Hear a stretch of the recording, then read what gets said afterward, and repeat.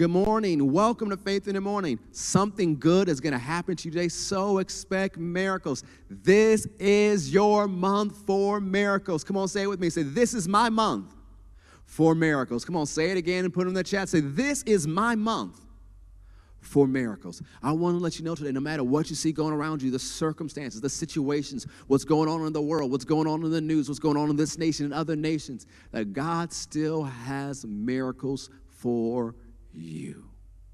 Go ahead, say it out loud and put it in the chat. Say, God still has miracles for me. Come on, say it out loud and put it in the chat. If you're watching somewhere where you can put it in the chat, say, God still has miracles for me. Go with me to Mark chapter 6. I'm going to read it from the New Living Translation today. Mark chapter 6. We'll start with verse 43. Once again, welcome to Faith in the Morning. Mark chapter 6, verse 43.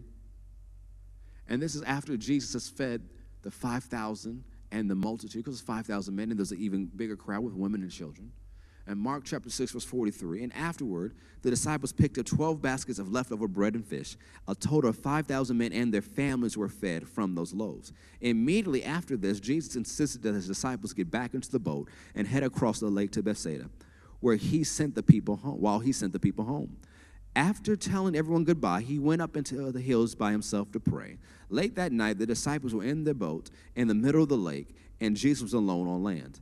He saw that they were in serious trouble, rowing hard and struggling against the wind and the waves. About 3 o'clock in the morning, Jesus came toward them, walking on the water. He intended to go past them, but when they saw him walking on the water, they cried out in terror, thinking he was a ghost. They were all terrified when they saw him, but Jesus spoke to them at once. "Don't be afraid," he said. "Take courage, I am here." Then he climbed into the boat, and the wind stopped. They were totally amazed, for they still didn't understand the significance of the miracle of the loaves.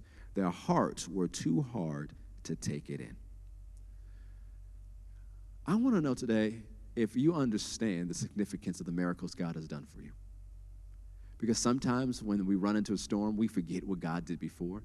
Like they just experienced a miracle of feeding thousands of people. 5,000 men. That word for men means head of household. It's not just men, it's those who are the head of households. So you have multiple other people living in the house, including women and children. You got tons of people there who are fed supernaturally from a small little meal the size of a Lunchable. Fed all these people. And so they saw the miraculous provision and care of God. Yet now they get into the boat, and there's a storm, and they forget. They're panicked. They're terrified. They're human. They're people just like us. But notice what the scripture says. Their hearts were too hard to get in. See, you need to soften your heart. And you remember the miracles of the past, of what God did before. When you keep reading here in Mark and in the other Gospels talking about when Jesus, later after he fed the 4,000 in a similar situation, they were going on a boat ride. And then Jesus was using bread as a parable. And they said, oh, he's talking about this because we forgot to take bread. And Jesus says, don't you get it yet? He says, when we had fed the 5,000, how many have left over? When we had the 4,000, how many have left over? And he said, you just have a loaf of bread? Don't you get it yet? Don't you get it yet? God has not brought you this far to leave you. You might not say, well, he didn't feed me 5,000 people, but he took care of you in the past. You have a story about how he did miracles for you in the past. You have stories how he did miracles on top of that.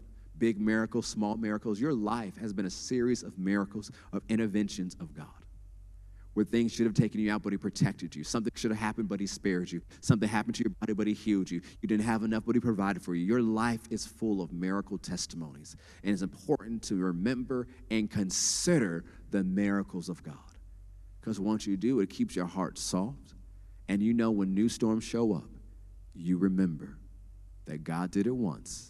He can do it again.